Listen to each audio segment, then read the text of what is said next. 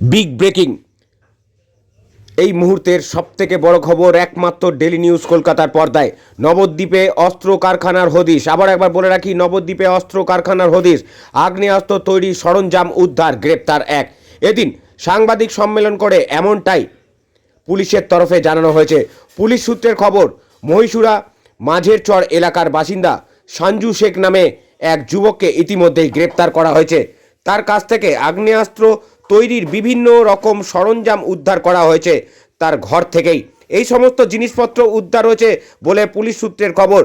Police আরও জানায়, এই যুবকের বিরুদ্ধে এর আগেও একাধিক মামলা রয়েছে, সেটি নবদ্বীপ থানাতে 3টে এবং পূর্ব বর্ধমান জেলার কানলা থানাতেও একটি মামলা রয়েছে।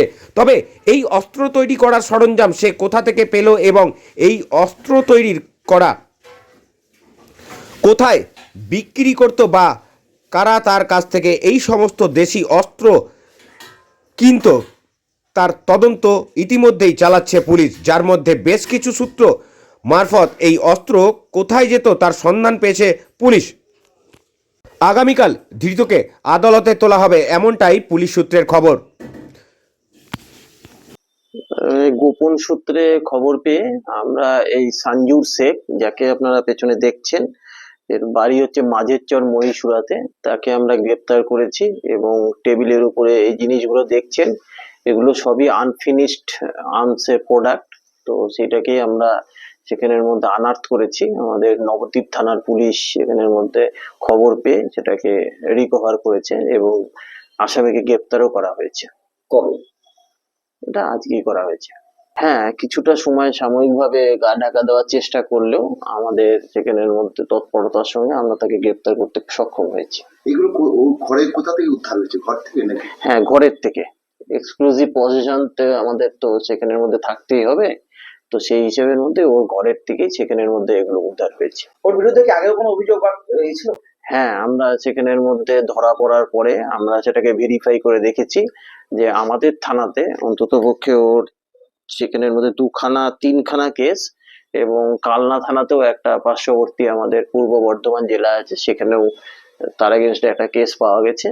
আমরা সেখানে ধারণা করছি যে আরো জায়গায় কিছু ইনভলভমেন্ট তার হয়ে থাকতে পারে, এবং সেখানের মধ্যে এই জিনিসগুলো সবই দেখছেন, যেগুলো হচ্ছে বেসিক্যালি যেটা আমরা কাট্টা বলি বা সেখানের মধ্যে আর্ম বলি, হ্যান্ডমেড আর্মস, সেগুলোরই প্রোডাক্ট আছে। তো ও কাকে সেখানের মধ্যে দেওয়ার চেষ্টা করছিল, কার কাছ থেকে নিয়ে আসতো, সেই সমস্ত কিছু আমরা ডিউরিং ইনভেস্টিগেশন ভেরিফাই করে দেখবো। ও কি আগ্নেয়াস্ত্রের কারখানা চালাতো?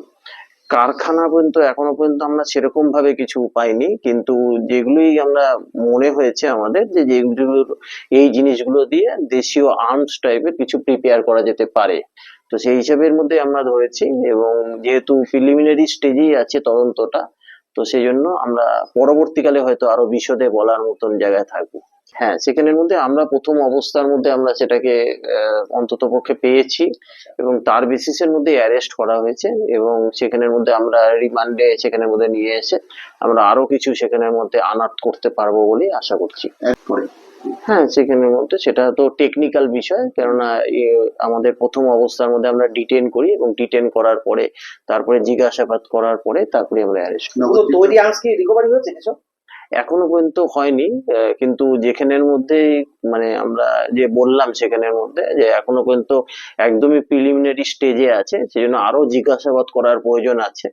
তো আমরা সেখানের মধ্যে জিজ্ঞাসাবাদ করেই আপনাদের হয়তো এটা। এর সাথে কোনো যোগসূত্র খুঁজে পেয়েছেন কোথায় এই তথ্যগুলো? না, এখনই তদন্তের স্বার্থে আমরা সমস্তটাই কিছু বলছি না। আমরা সেখানের মধ্যে পেয়েওছি যে কোথা থেকে এই প্রোডাক্ট সেগুলো ও কালেক্ট করতো, এবং তারপরে সেখানের মধ্যে ফিনিশড প্রোডাক্ট কোথায় বিক্রি করতো, কিছু কিছু আমরা সেখানের মধ্যে পেয়েছি। আমরা সেটাকে ভেরিফাই করে দেখছি এবং সেটাকে আমরা আশা করছি যে তদন্তের পরবর্তী পর্যায়ে হয়তো আমরা এগুলোকে বের করতে পারবো। আরেকটা কথা স্যার, এই যে আগে ওর যে কেসগুলো ছিল সেগুলো কি রিলেটেড আর্মস? হ্যাঁ, একদম 100 বার সেটার মধ্যে মানে আমরা প্রথম অবস্থার মধ্যে দেখেছি যে প্রিপারেশন অফ ড্যাকোইটি টাইপেরই কেস এবং আর্মস অ্যাক্টেরই কেস সেখানের মধ্যে ওর এগেনস্টে ছিল। তো সেই হিসেবের মধ্যে মানে সেই সময়ের ইনভেস্টিগেশন যা হয়েছে তাতে বোঝা যাচ্ছে যে ও এই টাইপের কাজকর্ম সে আগেও যুক্ত ছিল, এবং সে তার বেসিসের মধ্যে আমাদের সেখানের মধ্যে আমরা হয়তো পরবর্তী তদন্তকে এগিয়ে নিয়ে যাব যে কোথা থেকে সে নিয়ে আসতো এবং কোথায় সেখানের মধ্যে করতো।